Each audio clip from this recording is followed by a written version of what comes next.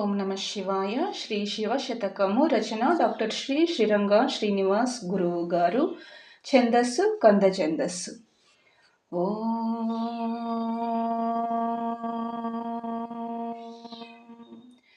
పారకమానదు మనసిది పరిపరి చంచల జగమున పరమేశ్వరుడా, మరి ఇది నీమయమేయని ఈ రీతుల తలపీయవే ఇంపుగా శివహం.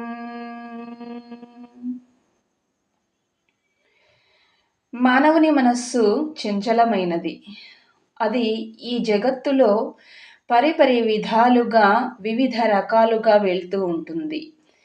ఇది కూడా పరమేశ్వరుడు పెట్టిన మాయలో భాగమే. ఓం నమ శివాయ.